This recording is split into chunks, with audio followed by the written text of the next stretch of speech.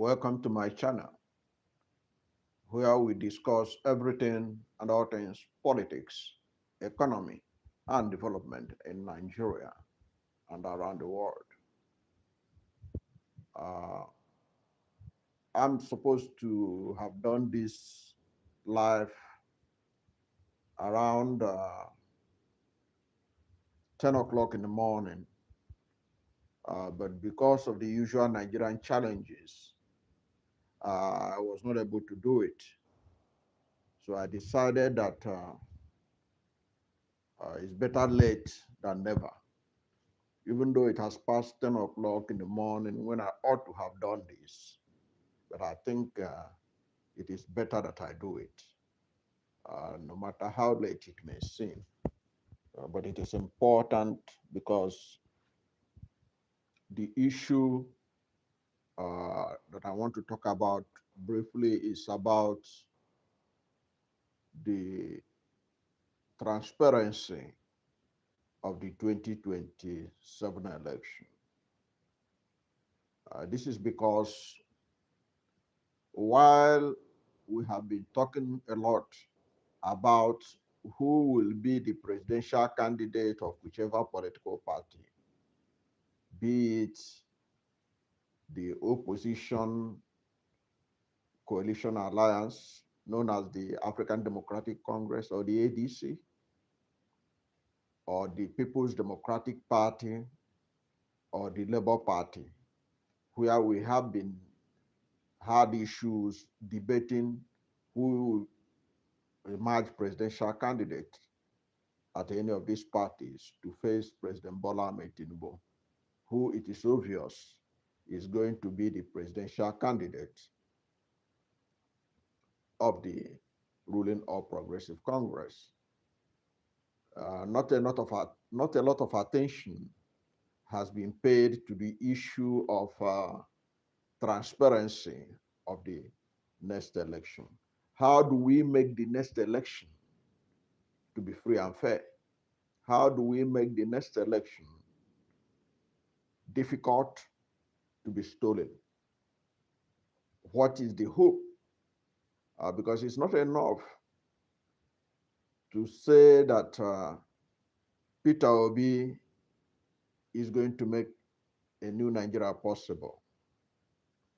And it's not enough for people who support Atiku Abubakar to say Atiku Abubakar should be given the chance to contest for the last time, whether he will make it this time. And it is not enough to be debating about this presidential candidate issue when we have not addressed the issue of how are we going to make sure that the 2027 election is not a repeat of the 2023 election, where the results were nothing to write home about. If you recall, in 2023, ahead of the 2023 election, because of the Peter Obi wave, so many young people voted, went out to register for the election. Many of them they have never voted in their lives. They were encouraged because the INEC chairman had vowed that they are going to do electronic transmission of results, that ballot box snatching will be useless. This is because no process of that election is going to be done in a manual manner. That was what we are told. And a lot of young people bought into it. At the end of the day, INEC did not transmit the result electronically. And many people believe that that election was stolen because INEC refused to transmit that result. Whatever doubts that people have about that election is largely because people believe that if the INEC was transparent, if it had not tampered with the transmission of that result, that there is no way the APC would have come to power. There is no way the APC would have produced Bola Ahmed Tinubu, who is now sitting pretty at the presidential villa as the president and commander-in-chief of the armed forces. In fact, Lai Mohammed himself acknowledged when he traveled to UK that INEC, the Independent National Electoral Commission, deliberately switch off the electronic transmission of that result. That is, in his word, he said INEC deliberately switch off. And INEC claimed that they did that because there were glitches. But the Peter Obi, the presidential candidate of the Labour Party, brought an expert who works with Amazon Web Services, those that provided the backbone for the protection of the Independent National Electoral Commission website, that confirmed that there was no glitches. So how are we sure that that will not repeat itself again in 2027? How are we sure that it's not going to repeat itself again in 2027? That is the concern, because that can happen again. The thunder can still strike twice because of what we are seeing. The political leaders don't seem to pay much attention to the possibility that the APC and the Independent National Electoral Commission could collude again and shortchange the dream of Nigerian people. Because we have 2 years to the election, but the opposition leaders are much more concerned about who will be the presidential candidate. When I think that what should be paramount now is how do you stop INEC and the All Progressive Congress from colluding to have a repeat of what we experienced in this country in 2023. I think that is one issue that should be in the front burner, that is not being in the front burner. The other day when Malam Nasir El-Rufai, former governor of Kaduna State, was talking, and if you listen to him, you will agree with him in his point that there is no pathway for President Bola Ahmed Tinubu to be re-elected.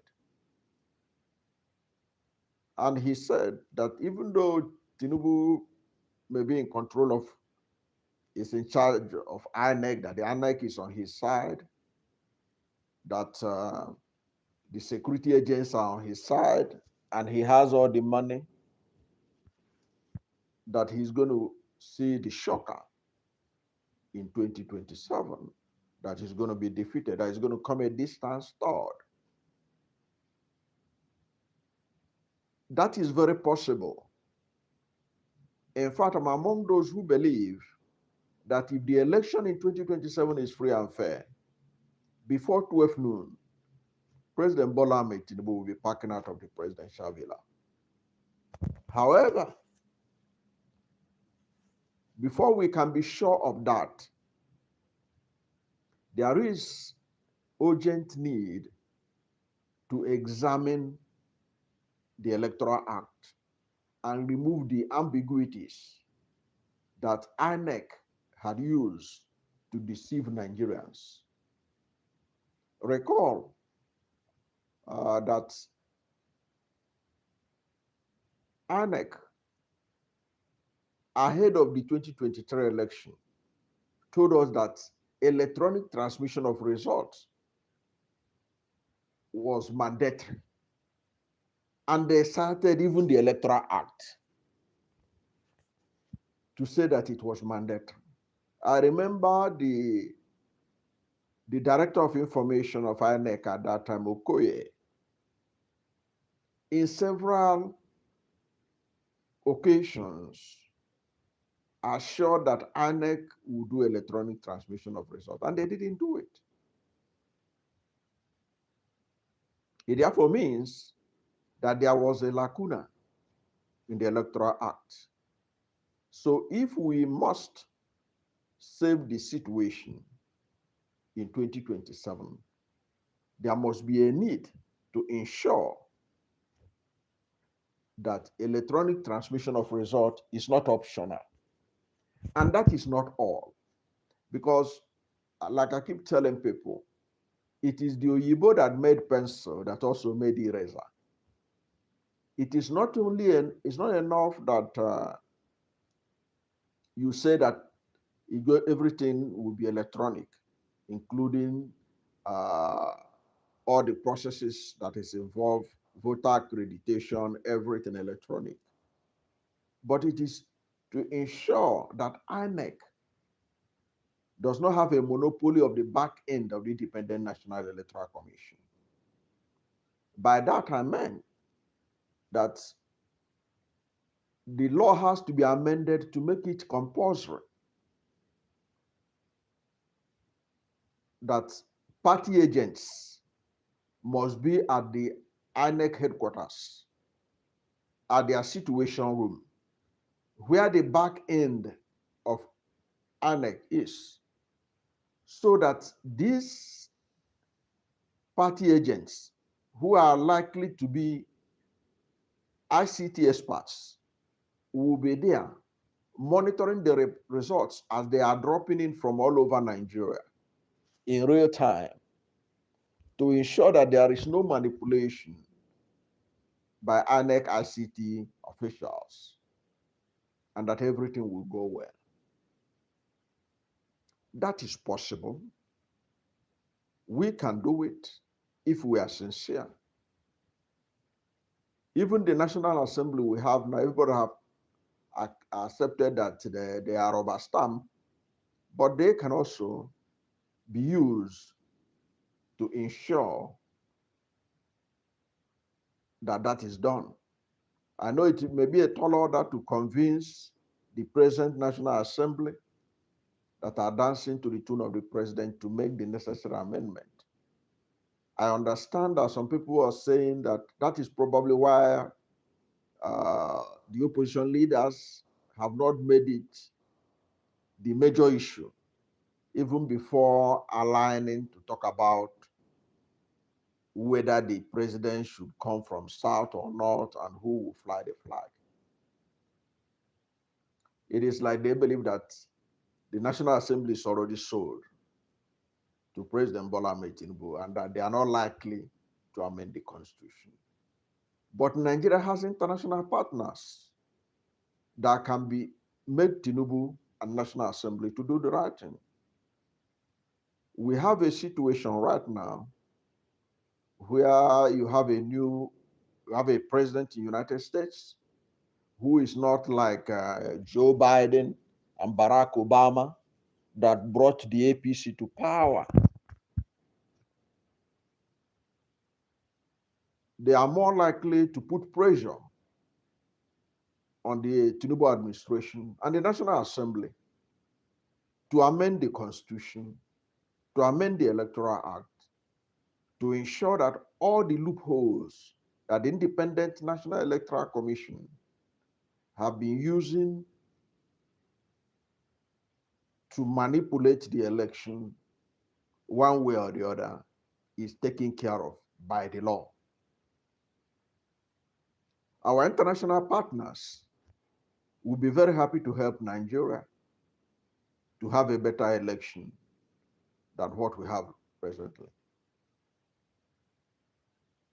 But they can't do that unless the opposition are coordinated and begin to present this matter as a core issue that ought to be at the front burner, ensuring that the 2027 election is free and fair, and that the election is not going to be stolen, and that the election is going to be the reflection of the will of the Nigerian people.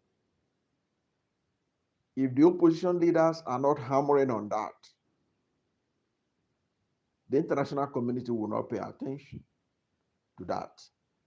Because even if you look at newspaper headlines, the newspaper headlines in recent time had always been about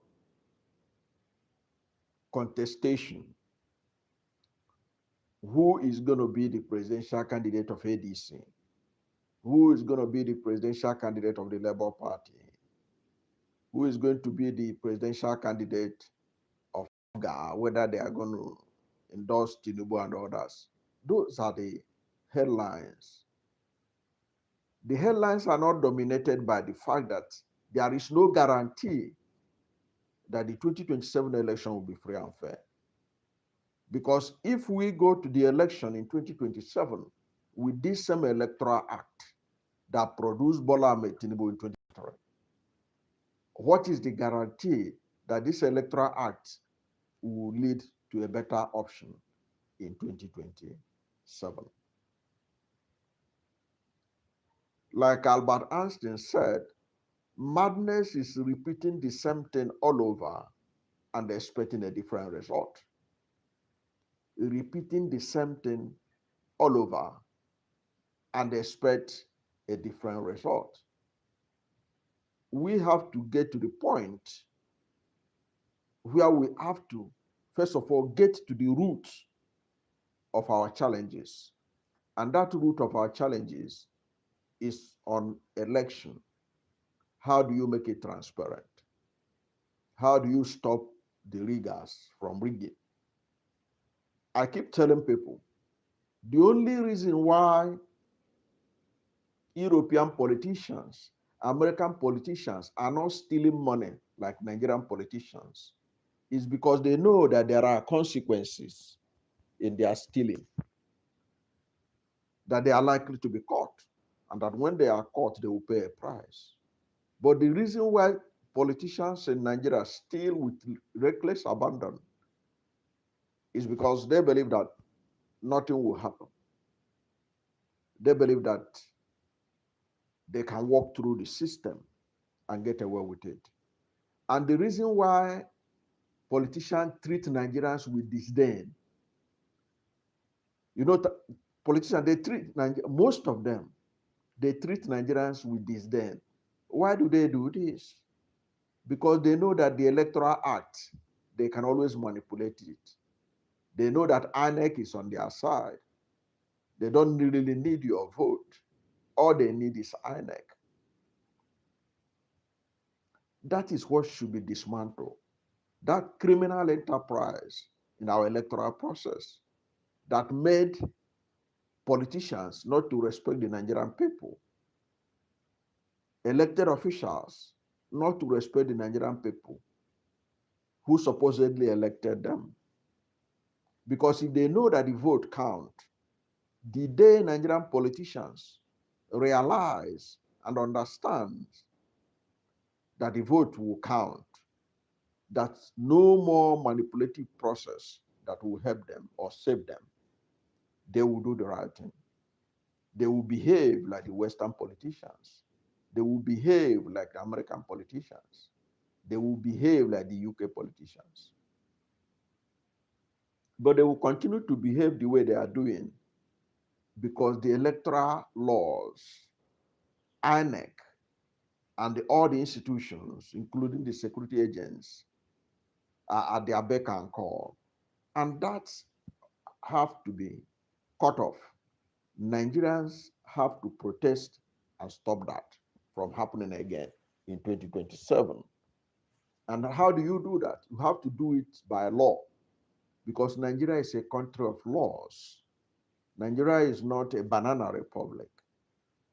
So I think that Alhaji Atiku Abubakar, Malam Nasir El-Rufai, Peter Obi, and all others should pay more attention now to how to stop the APC, the ruling party, the ruling government from being able to steal the election as it was alleged that they did in 2023. If that is not done, all the effort may the end be in vain. I appreciate the mathematics that Malam Nasir El-Rufai has done. And if you look at the mathematics that he has done, there is no pathway for Tinubu. But in the INEC, they can make a pathway for him. It's all about creating numbers. Already, people are noticing some disparities in the continuous voter registration, where Southwest is being given humongous figures in the ongoing continuous voter registration. It's an indication of what can happen on the election day. I have said it. My concern about the numbers that they are giving to Southwest under the guise of this continuous voter registration is that they are looking for numbers to counter the numbers that they are going to lose as the North are beginning to distance themselves from the Tinubu administration. And you know that the North has the numbers. The Northwest alone has 7 states. And that zone control the majority of the votes in Nigeria in terms of numbers. So what they are doing now is, during voter registration, you see the big number they are giving that have registered already in a very short few days in Southwest. But in the Southeast, almost zero registration. They are giving the impression that the Southeast, they are not interested in the election. But nothing could be further from the truth. The Southeast, like the rest of the country, are interested in the future of Nigeria. So people should pay attention to what is going on in INEC. It is not enough to just believe that INEC, that they are going to do the right thing. They will not do the right thing. They are not going to do the right thing. The INEC chairman in Nigeria now is no different from the state independent electoral chairman. He can say the state independent electoral chairman, if anytime they are about to hold election, they say they provided level playing ground for everyone. But we know that those were not true. No level playing ground in states during local government election. At the end of the day, you find out that the party in power will win all the votes. The party in power will clear the seats, all the local government seats, councillorship seats. The same thing is now happening at the national level. You can't trust INEC to do the right thing, or even to follow the electoral law as it is written, because all these laws has provided some loopholes that INEC can use to override anything, and then they will tell you to go to court. So what I want Nigerians to do is to begin to call out our leaders, especially in the opposition, to pay more attention to protection of the vote. El-Rufai was fantastic on his last outing on Channels Television, but he has not provided. He didn't provide how to protect the votes, even though he acknowledged that what is giving Tinubu confidence is that he has INEC on his side, he has security agencies on his side, he has the money. And he also told Tinubu to go and ask Jonathan, who also have all these things on his side and still lost. But what El-Rufai failed to understand was that the INEC that Jonathan put in place was not the same INEC like what we have now.